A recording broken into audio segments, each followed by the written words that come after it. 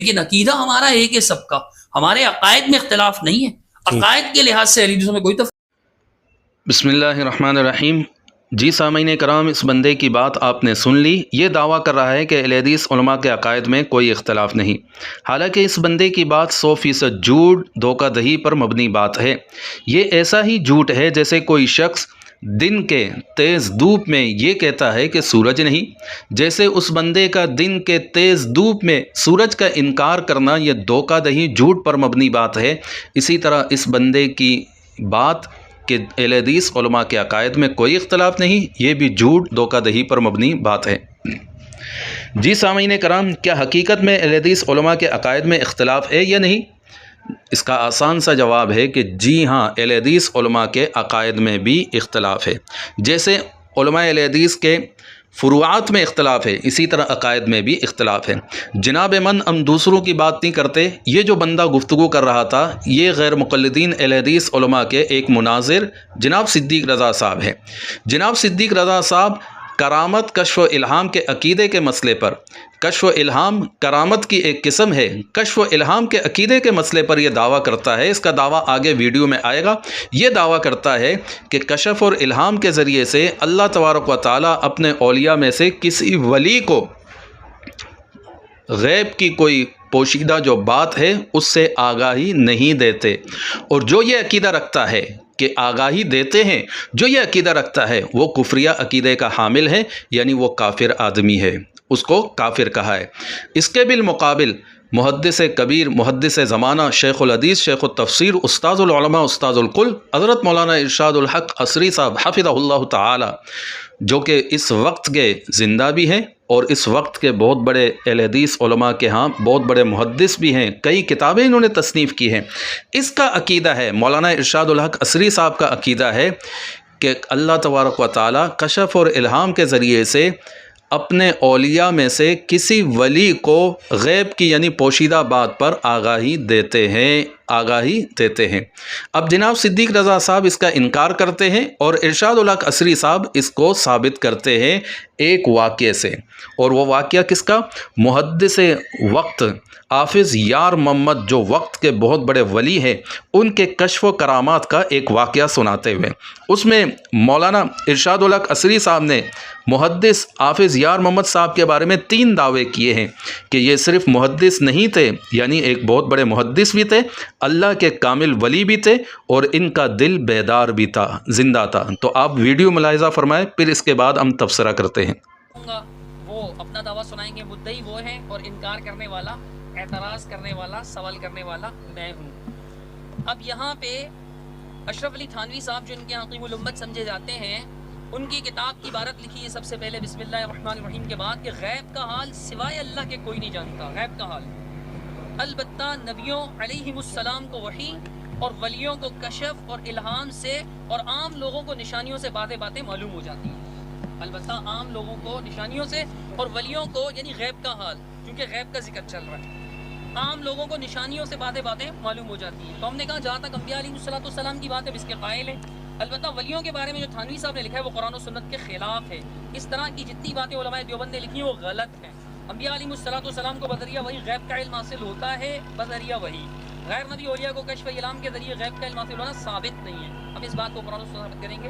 ایسا عقیدہ رکھنے والا کفری عقیدے کا حامل ہے، کشف غیبی کسی غیر نبی کو حاصل نہیں ہو سکتا۔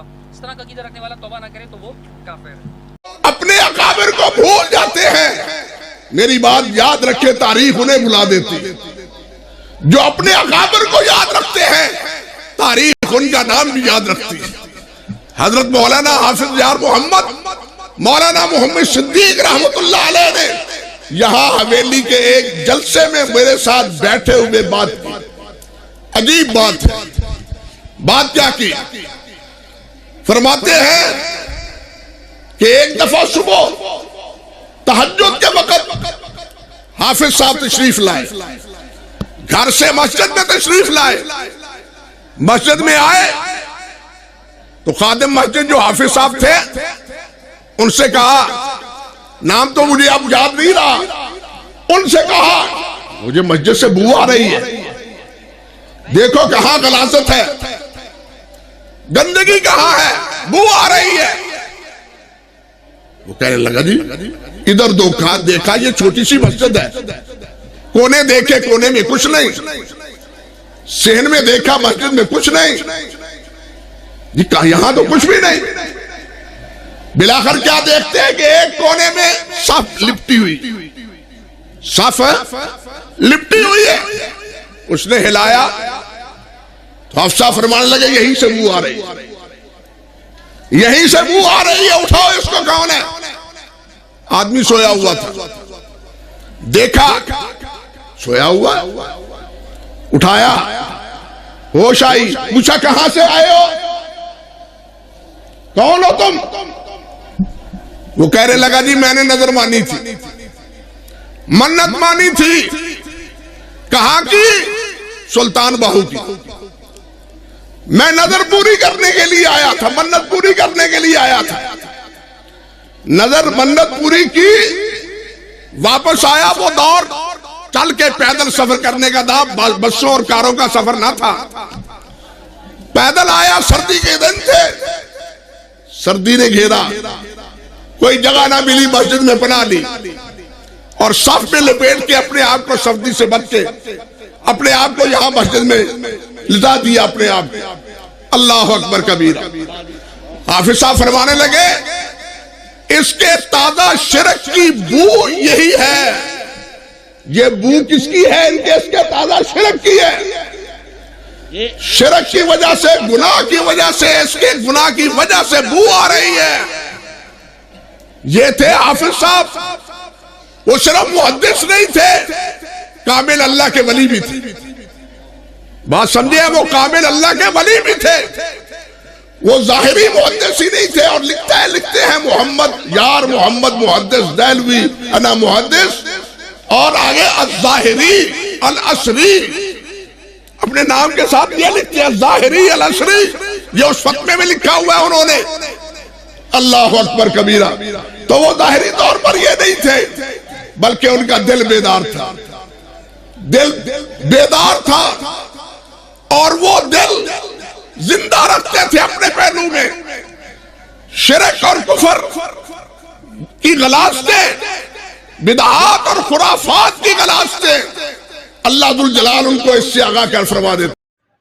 جی سامعین, آپ نے سن لیا شیخ الحدیث محدث وقت مولانا ارشاد الحق عصری صاحب نے محدث حافظ یار محمد جو اللہ کے بہت بڑے ولی تھے ان کے بارے میں کیا کہا کہ شرک و کفر کی غلاظتیں, بدعات و خرافات کی غلاظتیں اللہ ذوالجلال ان سے ان کو آگاہ فرما دیتے تھے.